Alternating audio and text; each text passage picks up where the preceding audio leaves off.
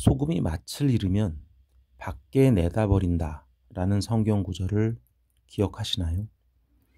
교회를 오래 다니고 성경을 많이 읽어도 그 참뜻을 이해하려고 노력하지 않으면 영원히 그 뜻을 모른 채 살아가게 됩니다.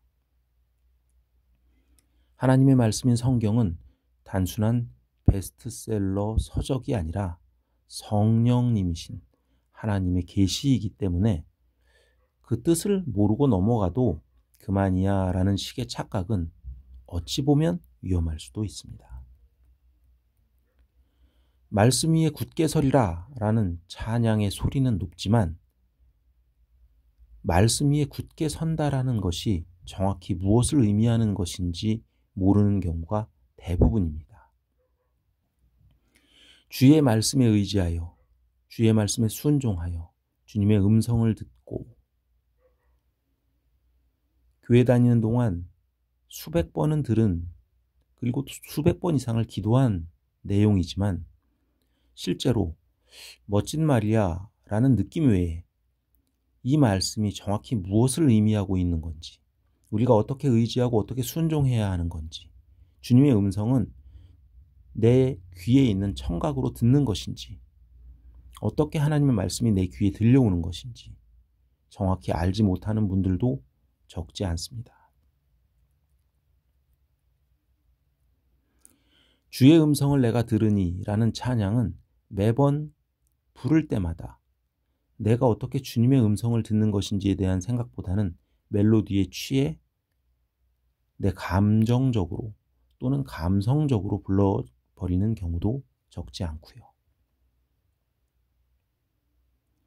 이러한 모든 것들이 성경을 읽는 것에 멈추지 않고 그 성령의 임재 속에서 영적 안목이 열린 상태에서 하나님의 말씀을 저작하고 반추하고 묵상하지 않기 때문입니다.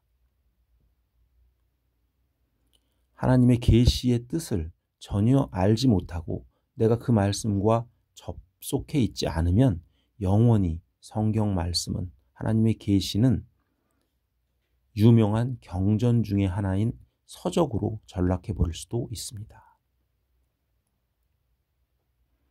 실제로 주일 예배에 미디어라는 부문이 끼어들면서 성경책을 들고 교회에 나오시는 분들도 줄어들고 있는 것도 사실입니다. 성경책을 들고 다니기만 하거나 성경책을 일주일에 한 번 교회에 갈 때 찾아서 가지고 오신 분들도 있고, 설교 시간에 말씀 구절을 찾는 데만 이용하고 부수적인 매뉴얼 정도로만 생각하시는 분들도 교회 내에는 존재하기도 하지요. 하나님의 말씀과 계시의 음성이 고스란히 담겨져 있고 나의 영이 깨어 있어서 잠잠히 묵상하고 영적으로 접근하고 분석한다면 실제 살아있는 하나님의 음성을 들을 수 있게 됩니다. 기도를 해도 아무리 기도를 해도 들어주시지 않는 것 같은 그런 느낌을 받을 때일수록 성경과 접속하고 성령의 말씀에 집중해서 저작하고 반추해야 합니다. 그 결과물로서 하나님과 만나고 하나님과 연결되며 하나님과 연결된 상태에서 드리는 기도는 100% 이루어 주신다는 그 믿음으로 살아가는 것이 성도의 삶이고 신앙인 것입니다. 아무 생각 없이 너희는 세상의 소금이니 소금이 만일 그 맛을 잃으면 무엇으로 짜게 하리요? 후에는 아무 쓸데없어 다만 밖에 버리워 사람에게 밟힐 뿐이니라 라는 말씀을 읽으면 그럴싸한 말씀으로 들리고 거기서 멈춰서게 되는 것이죠.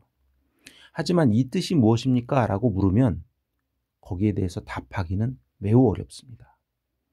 우리가 세상의 소금이다. 소금은 짜다. 음식을 먹을 때 필요하다. 그러니 우리가 세상에 나가서 소금처럼 필요한 사람이 되어라 라는 말씀에 멈춰서게 되는 것입니다. 만약 그 말이 맞다면 후에는 아무 쓸데없어 라는 표현은 어떻게 해석이 될까요? 소금이 이미 사용되었는데 후에는 다시 쓸 데가 없어진다. 소금이 물에 녹으면 음식에 들어가면 음식 맛을 내게 되는데 그 이후에 다시 쓸 데 없어진다. 이 말이 쉽게 이해가 가시나요? 그 다음으로 다만 밖에 버리워 사람에게 밟힐 뿐이니라. 이미 물에 녹아서 사라진 소금이 어떻게 밖에 버리워지고 어떻게 사람의 발에 밟히게 될까요? 수십 년간 또는 수년간 교회 생활을 하면서도 지나쳐버린 말씀, 어쩌면 내면에서 경히 여기고 지나간 것은 아닐지 되돌아보는 시간이 되었으면 좋겠습니다. 이 말씀을 그럴싸한 말씀이다 라고 들으면 멋진 교훈 정도로 들리는 것에 그칠 수 있습니다. 하지만 하나님의 뜻을 찾고 이 말씀 속에 숨어있는 하나님의 영적 비밀을 얻고자 간구하고 또 나의 영적 눈이 열리기를 소망하는 마음으로 이 말씀을 저작하고 반추하고 묵상한다면 바로 숨어있는 하나님의 음성이 나에게 들리게 될 것입니다. 이제부터 여러분들은 성경 말씀을 영적으로 느끼고 접근하기를 원합니다. 내 신앙의 등불로 삼으려 부단히 노력하셔야 합니다. 성경의 모든 말씀이 글자나 문자 수준에서 보인다면 나의 신앙 역시 1차원적인 신앙에 또는 원시적인 신앙에 머무르고 있는 것이 아닐까 하는 의심을 가지셔야 합니다. 성경을 온전히 읽고 분석하고 주님의 뜻이 무엇인지 깨달으려고 무릎 꿇고 간절히 간구하셔야 합니다. 그래야만 살아계신 하나님의 음성을 직접 듣게 되고 하나님과 교통하며 하나님의 섭리와 그 이치와 진리를 깨닫게 되며 그때서야 비로소 나의 기도가 하나님께 닿게 되는 것입니다.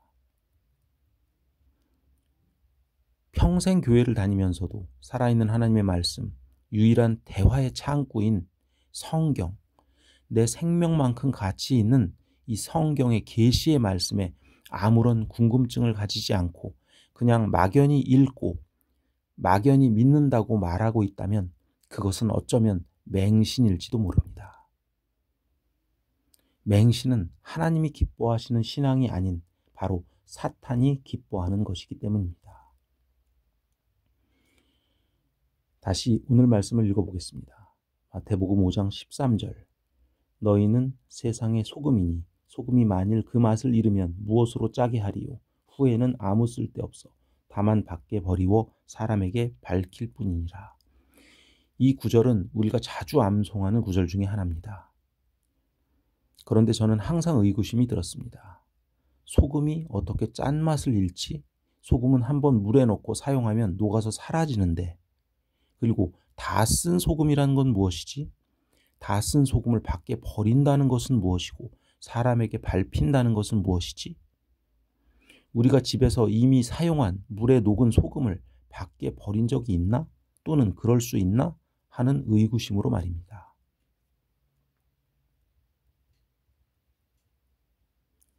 소금 자체가 소금기를 잃는 경우는 거의 없습니다. 게다가 소금은 100년 이상 지나도 1000년이 지나도 자연 상태에서 사라지지는 않습니다. 예수님 당시를 포함하여 현재까지 우리가 먹는 소금은 고대로부터 암염으로 채취되어 사용된 사실을 우리는 전혀 몰랐던 겁니다. 고대의 천일염은 거의 없었고 오히려 지금도 천일염보다는 암염이 많아 암염이 거의 90%이고 천일염은 불과 10%밖에 안 된다는 사실.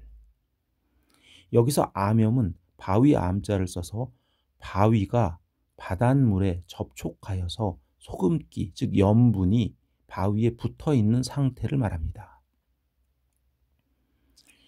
예수님 시대에는 고대의 바다였던 곳이 물이 갇힌 뒤에 오랜 세월 후 지각변동으로 그대로 소금 광물로 굳어진 암반 그 자체, 소금 덩어리, 그 돌을 집으로 가져다가 물에 끓이고 이 과정에서 암염, 즉 딱딱하게 암석화되어 있는 굳은 소금 덩어리에 여기서 소금기를 빼내어서 사람이 사용하고 그 돌덩어리는 밖에 버렸다는 것입니다. 당시 암염 역시 레벨이 있었는데 그 순도에 따라 사용처가 정해졌고 소금 결정체가 높은 암염이면 식용으로 사용하고 다소 염도가 떨어지는 것들은 가축과 동물에게 먹여서 가축과 동물에게 소금기를 공급해왔고 또 농사용으로 땅에 또는 밭에 뿌리거나 거름에 섞어서 뿌렸다고 합니다. 자, 이러한 예수님 시대의 문화와 역사적 사실을 과학적 증명된 내용을 잠시 생각해보고 찾아본다면 이제야 예수님께서 말씀하신 짠맛 잃은 소금은 밖에 버려져 사람들에게 밟혀진다는 말씀의 배경이 비로소 풀리는 것입니다.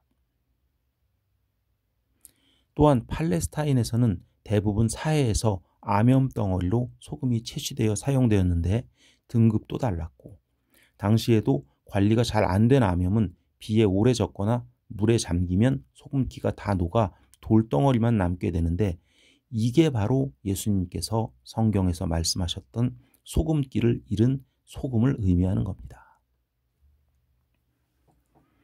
성경은 지금 우리가 살고 있는 이 시간을 기준으로 읽고 해석해서는 어려운 부분도 존재합니다. 예수님께서 말씀하실 때 그 당시의 시대적 배경과 문화적 그리고 상황적, 역사적 사실들도 감안해서 읽어야만 예수께서 말씀하신 진정한 참뜻을 깨닫게 된다는 말입니다. 이 시간 이후로 성경 말씀을 읽을 때 우리의 생각과 내 욕심이 앞서는 것이 아니라 내가 경험한 그 작은 경험으로 성경을 읽는 것이 아니라 궁금증이 생길 때마다 이 말씀은 어떠한 배경에서 무엇 때문에 하셨는지에 대한 의구심을 품고 그 말씀을 한 걸음 들어가서 연구하고 분석해 내려고 하는 이 또한 성도로서 당연히 행해야 될 의무라고 생각합니다. 다음 시간에 뵙겠습니다.